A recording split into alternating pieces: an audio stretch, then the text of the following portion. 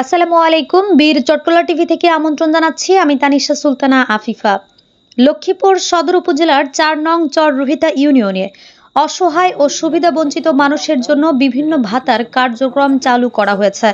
১৩ October ২০২৫ থেকে শুরু হয়ে এই কার্যক্রম চলবে ৯ নভেম্বর ২০২৫ পর্যন্ত। এ সময়ের মধ্যে যোগ্য ব্যক্তিরা অনলাইনের মাধ্যমে আবেদন করতে পারবে। নবনিযুক্ত প্রশাসক শহীদুল ইসলাম জানান, সরকারের সামাজিক নিরাপত্তা কর্মসূচির আওতায় বয়স্ক ভাতা, বিধবা ভাতা, স্বামী নিগৃহীতা ভাতা, প্রতিবন্ধী ভাতা, প্রতিবন্ধী শিক্ষার্থীদের জন্য শিক্ষা উপবৃত্তি, হিজড়া ভাতা, বেদে ভাতা ও অনগ্রসর জনগোষ্ঠীর জন্য বিশেষ ভাতা চালু করা হয়েছে। কামার, কুমার, নাফিত, ডোপা, ডোম, হাজম, নিকারি, পাটনি এসব অনগ্রসর পেশাজীবী গোষ্ঠীর সদস্যরাও এ ভাতার জন্য আবেদন করতে পারবেন। প্রশাসক শহীদুল ইসলাম বলেন, ৪ নং চর রুহিতা ইউনিয়নের অসহায় ও হত দরিদ্র জনগোষ্ঠীর জন্য এই ভাতা অত্যন্ত গুরুত্বপূর্ণ।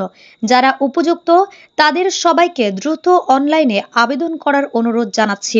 সরকারের এই উদ্যোগ অসহায় মানুষের আর্থ সামাজিক উন্নয়নে গুরুত্বপূর্ণ ভূমিকা রাখবে। উল্লেখ্য, আবেদন প্রক্রিয়া সম্পূর্ণ অনলাইনে সম্পন্ন হবে। স্থানীয় ইউনিয়ন পরিষদ থেকেও এ বিষয়ে তথ্য ও সহায়তা পাওয়া যাবে। সংশ্লিষ্ট কর্তৃপক্ষ যোগ্য আবেদনকারীদের যাচাই বাছাই শেষে ভাতা প্রদানের কার্যক্রম শুরু করবে।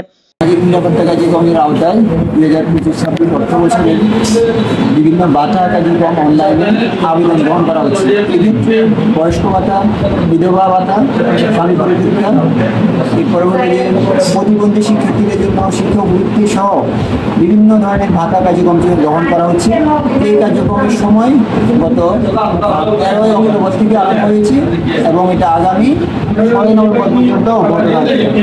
এর মধ্যে আমরা ইউনিয়নের পক্ষ থেকে সকলকে আবেদন গ্রহণের জন্য আবেদন করার জন্য অনলাইনে তাদেরকে জানানো হয়েছে এবং এক্ষেত্রে আবেদনকারী যারা আছে তারা যেন স্বচ্ছতার সাথে সঠিকভাবে আবেদনটি অনলাইনে আবেদন করতে পারে।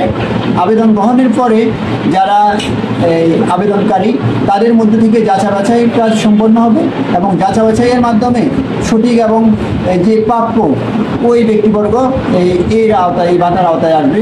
তো আমি আশা করবো যে এই চর রুহিতা ইউনিয়নের যারা আপনারা জনসাধারণ আছেন সর্বসাধারণ বিষয়ে আমি বলবো আপনারা নির্দিষ্ট সময়ের মধ্যে দুস্থ অসহায় মানুষের পাশে দাঁড়াবেন। যারা অসহায় মানুষ তাদেরকে এই আহ্বান জানাবেন যেন তারা ভাতার আওতায় আসে।